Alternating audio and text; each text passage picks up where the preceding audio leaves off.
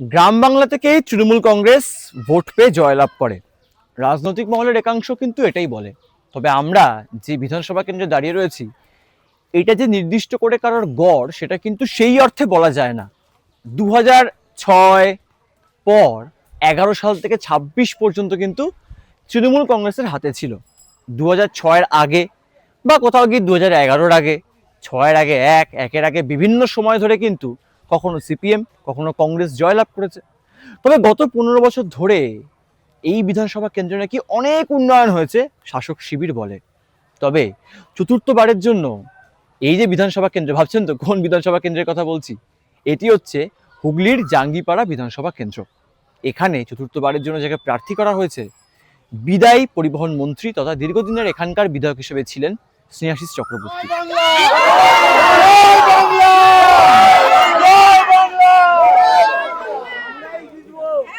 মোটামুটি দেখুন, আমার বাড়িতে গাড়ি নেই, আমি কখনো হুটখোলা জিপে উঠিনি। তবে ভাবুন তো, রাজ্যের বিদায়ী পরিবহন মন্ত্রীর সঙ্গে যদি আপনি হুটখোলার টোটোতে ওঠেন তাহলে কেমন হয়?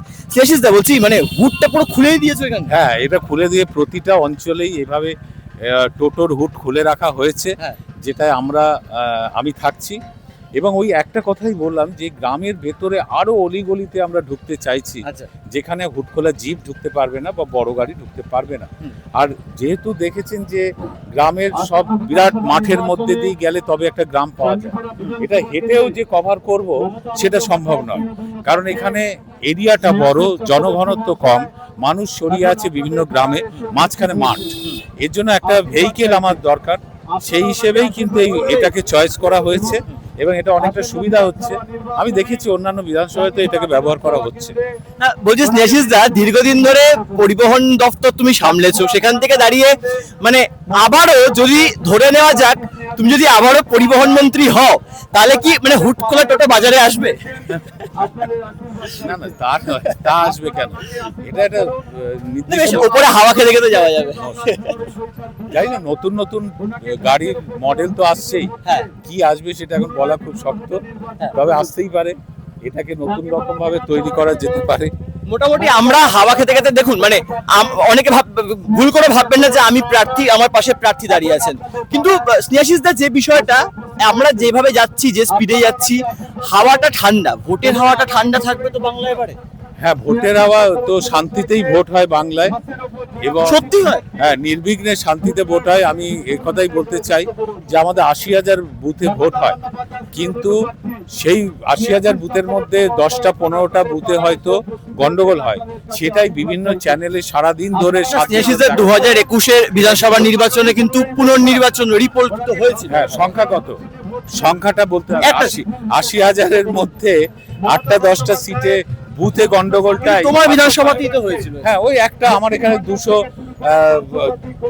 আপনার প্রায় 284টা বুথ আছে, সেখানে একটা বুথের রিপোর্ট, সেটা কি সার্বিক? সেটা বিক্ষিপ্ত ঘটনা, সেটা প্রচুর মানুষজন ঘটনা, ওটা সার্বিক কখনো বলা যায় না। বাংলায় শান্তিতে ভোট হয়, মানুষ নির্বিঘ্নে ভোট। কি মনে হচ্ছে এখানে চতুর্থবারের জন্য তৃণমূল কংগ্রেসের প্রার্থী, এতদিনের রাজনীতির জীবন, যদি আবারও এখান থেকে জয়লাভ হয়, বেশি কোন কোন জিনিসের উন্নতি হবে? মানে প্রচুর পাকা বাড়ি, মানে পাকা বাড়ি হয়নি, কাঁচা বাড়ি রয়েছে। এই মাটির বাড়ি যেগুলো আমরা দিয়েছি, এই 32 লক্ষ মাটির বাড়ি মুখ্যমন্ত্রী দিয়েছেন 1 বছরে, এবং তার মধ্যে জাঙ্গিপাড়াতেও প্রায় 2,500 মাটির বাড়ি ঢুকেছে। এর পরেও কিন্তু আমাদের প্রতিটা অঞ্চলে বেশ কিছু মাটির বাড়ি রয়ে গেল, সেগুলোকে সম্পন্ন করাই আগামী দিনে আমাদের লক্ষ্য। অর্থাৎ সরকারি সুযোগ সুবিধা থেকে একটা মানুষই যাতে বাদ না যায়, দলমত নির্বিশেষে, আমরা সেটা দেখাই হচ্ছে আমাদের কাজ। এখানে আমি কোনো দল দেখি না, কোনো রাজনীতি দেখি না, কে সিপিএম, কে তৃণমূল, কে বিজেপি। ডেভেলপমেন্টের ক্ষেত্রে আমরা সেটা দেখি না।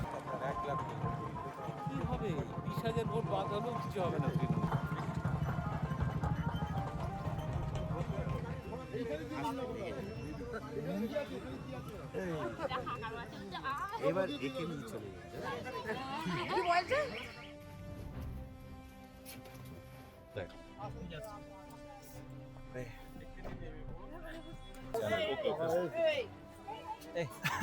অনুষ্ঠান বাড়িতে অন্য মেজাজের স্নেহাশিস চক্রবর্তী প্রত্যেকের সঙ্গে কথা বলছেন।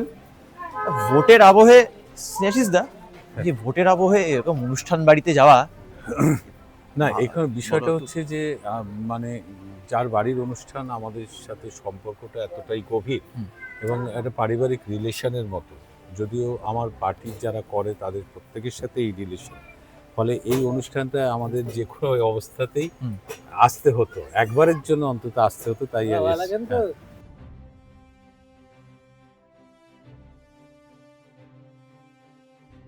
স্নেহাশিস চক্রবর্তী, তার পাতে বেশ, বেশ, বেশ। আর আর একটা এক আর পিস একটা আলু? Piece chicken. হ্যাঁ, একটা আর একটা পাওয়ার মিল তো বেশি করে খেতে হবে। না, ওর দরকার নেই। মোটামুটি আমি দেখতে পাচ্ছি ব্যাস, এই যে বিরিয়ানির ইয়ে থেকে চিকেন, এক পিস চিকেনে হয়ে যাবে? সারাদিন তো এত দৌড়ঝাঁপ প্রচার, এইটুকুতেই হ্যাঁ, আমি এমনি অল্প খাই কিন্তু সব খাই, সব কিছুই খাই। সবকিছু খাওয়ারে কোনো মানে বাধা ওরকম কিছু? নিরামিষ আমি হুম। মাটন, চিকেন বা মাছ বা নিরামিষ যে খাবারগুলো আছে, ডাল ভাত পোস্ত, এগুলো সবই পছন্দ করি, কিন্তু অল্প খাই, পরিমাণটা অল্প খাই, মানে সেই পর্যন্ত খাই যখন মনে হচ্ছে যে আমার পেট আইঢাই করছে না, হুম। মানে আমি নর্মাল থাকছি, সেই পর্যন্তই আমি। না, কিন্তু বিরিয়ানিতে কখনো এটা মানে দেখো, আলটিমেটলি বাঙালি মানে তো এটা বিরিয়ানি, তো হ্যাঁ। বিরিয়ানিতে এক পিসে পেট ভরে? মানে প্রচারের মধ্যে ব্যস্ত থাকবো, এই থাকবো, এইসব বাদ দিয়ে এক পিসে পেট ভরে? আমি যখনই খাই এক পিস বেশ। চিকেন প্রেফার করো না মাটন বেশি প্রেফার? না, মটন নিলে ভালো লাগে, কিন্তু মটনটাকে আমি অ্যাভয়েড করি, আচ্ছা, খুব পছন্দ হয় না। আমার মোটামুটি সন্দেহ থাকে। কেন? এই যে এইটা কিন্তু আমি কাট করবো না, এইটা থাকবে সন্দেহ। এই সন্দেহের জন্য কিন্তু বাংলা রাজনীতিতে অনেক প্রশ্ন ওঠে। মানে খাওয়ার মঞ্চে মানে রাজনীতিতে আসবেই, কারণ ভোটে তো প্রার্থী আসবেই। এছাড়া মানে সবাই মোটামুটি ব্যাপারটা হচ্ছে, অনেকে ভাবছেন যে আমরা কি খেতে এসেছি, একদমই না। সকাল থেকে মারাত্মক খাটাখাটনি গেছে স্নেহাশিস দা, সারাদিন তো সকালবেলা থেকেই ছিলাম, আপনারা দেখতেও পেয়েছেন। প্রচার শেষে একটু অনুষ্ঠান বাড়িতে ফ্রেশ ট্রেশ হয়ে একদম অনুষ্ঠান বাড়িতে এসেছেন। আবার বিকালে মিটিং না প্রচার? মিটিং আছে। বলছি এরকম অনুষ্ঠান বাড়ি কি রোজ আসছে? না মানে ওই 100 দিনে একদিন? না না, এটা আসতেই হতো। আমি আচ্ছা। এটাও না আসার একটা চেষ্টা করছিলাম, হুম। কিন্তু এখানে না এসে পারা গেল না। আমি অনুষ্ঠান বাড়ি খুব প্রেফার করি না, আচ্ছা, অ্যাভয়েড করি, হ্যাঁ। শুধু খেতে হবে। উল্টে তো মানে সবসময় তো মানে বাঙালি বারবার কথাটা বলছি, না না, বাংলা। এবার যেখানেই হ্যাঁ। আমি যাব অনেক ইনভিটেশন থাকে, কিন্তু আমি অ্যাভয়েড করি, কারণ শুধু খেতে হবে বলে। এই গেলে কিছু না কিছু জোর করে খাওয়া। অনুষ্ঠান বাড়িতে এসে স্নেহাশিস দা না খেলে কি পেট ভরে? রাজনীতি চলবে বা এই চলবে ওই চলবে, না খেতে তো হবে। ওই খাবার ভয় আসে না। মানে স্নেহাশিস চক্রবর্তীও মানে রাজ্যের বিদায়ী পরিবহন মন্ত্রী তথা দীর্ঘদিনের বিধায়কও কিছুতে তো অন্তত একটা ভয় পান, মানে ভয়ের কারণ খাওয়া। আর কাউকে ভয় পান? না, আর ভয়ের কোনো জায়গা নেই। আমি ভয় তাকেই পাই যাকে ভালোবাসি। হ্যাঁ, না, ছোট করে আমি তাকেই ভালোবাসি একটা কথা বলছিল, যাকে ভালোবাসি। করে এক পিস চিকেনের, যে এক পিস চিকেন না, এক পিস চিকেন খাবে না, মানে পাওয়ার মিল। রাজনৈতিক নেতা নেত্রীরা যারা প্রচারে বেরোচ্ছেন, পাওয়ার মিল তো দেখাচ্ছি। স্নেহাশিস চক্রবর্তীর পাওয়ার মিল আজকের জন্য অন্তত হয়ে গেছে। চিকেন বিরিয়ানি, কাবাবটাও বা এই শিক যেটা আমার পাতে রয়েছে এটাও নেয়নি।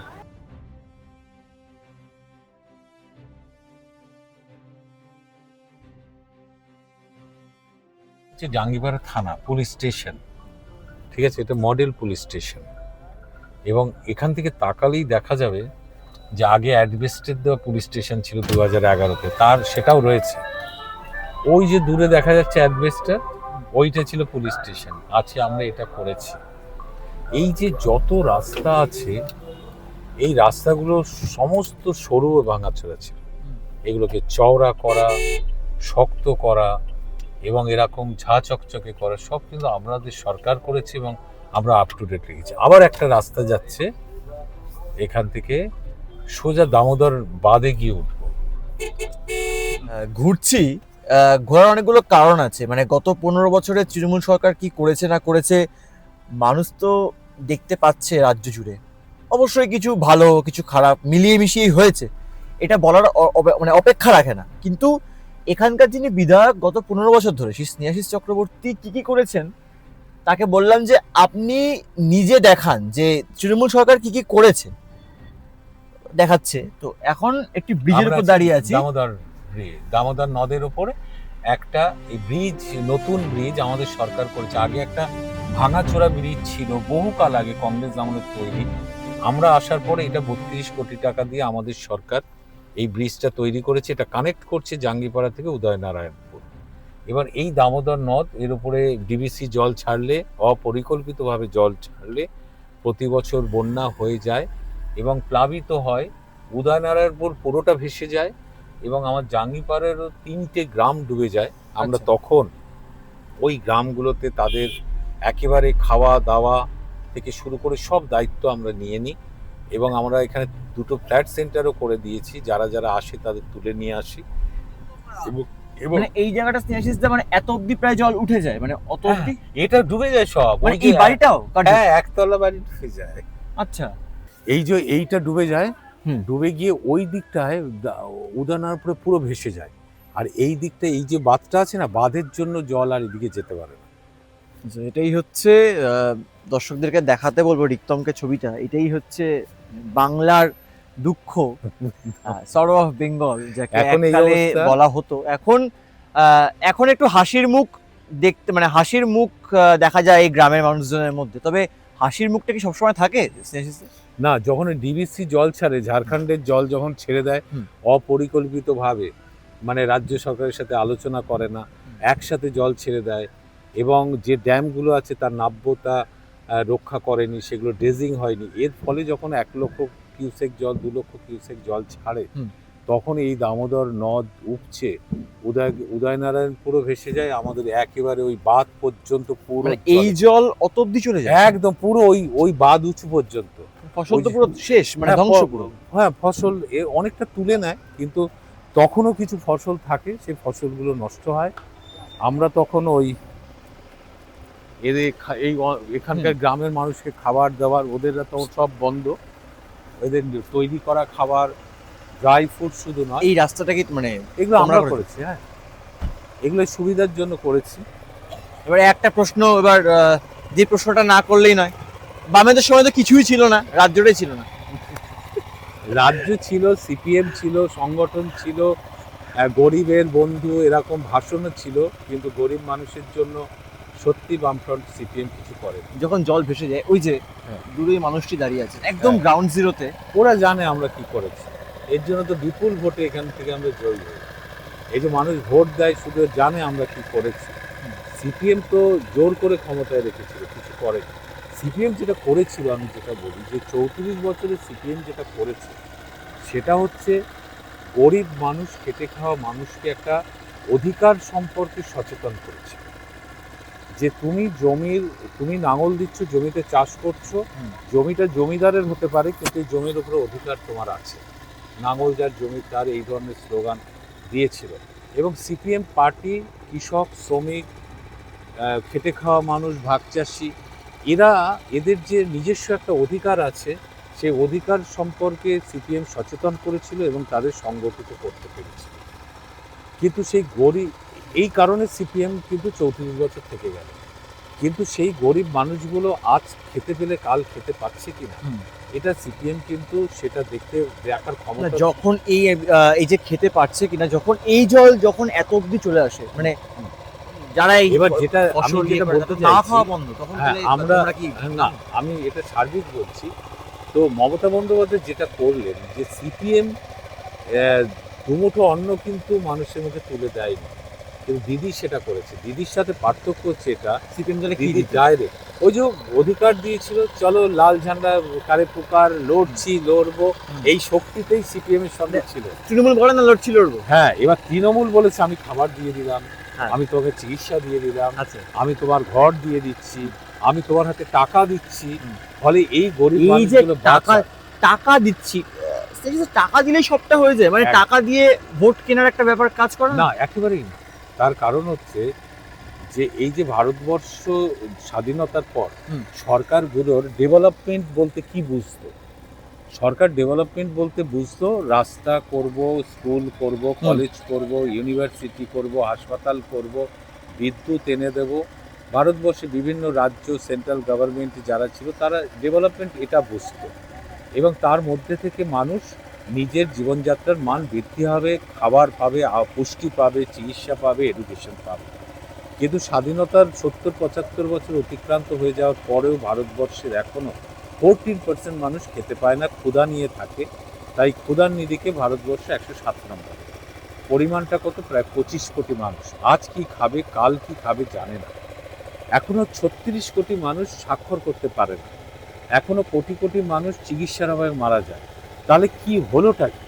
হলো এটাই যে যে মানুষগুলোর মেধা ছিল, শারীরিক শক্তি বেশি ছিল, আর্থিক ব্যাকগ্রাউন্ড ছিল, ব্যাকিং ছিল, তারা নিজেদের অনেকটা তুলে ধরতে পেরেছে।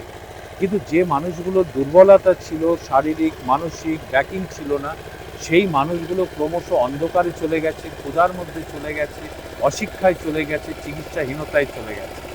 এই মাঝখানে মমতা বন্দ্যোপাধ্যায় ক্ষমতায় এসছেন, এসে তিনি ডেভেলপমেন্টের দুটো দিক তৈরি করেন। একদিকে হচ্ছে ইনফ্রাস্ট্রাকচার যেমন বৃদ্ধি হয়েছে, যেমন নতুন নতুন ইউনিভার্সিটি, মেডিকেল কলেজও তৈরি করেছেন, রাস্তাঘাট করেছেন, প্রচুর শিল্প হয়েছে, তেমনি সরাসরি প্রচুর শিল্প হয়েছে না কাটলে হবে না, তেমনি সরাসরি হ্যাঁ। ওই মানুষগুলোর কাছে খাদ্য পৌঁছচ্ছে, স্বাস্থ্যসাথী কার্ড পৌঁছচ্ছে, সরাসরি টাকা পৌঁছচ্ছে। বাংলার দুঃখের পাশে বসে আছি। ভাবছেন তো কেন দুঃখ বললাম? সর অফ বেঙ্গল বলা হয় না দামোদর নদকে, সেই দামোদর নদের পাশে বসে আছি। দেখুন, বাংলার মানুষ কিন্তু কখনো দুঃখে থাকতে চাননি, হয়তো থেকেছেন বা থাকেননি, ভবিষ্যতেও থাকতে চান না।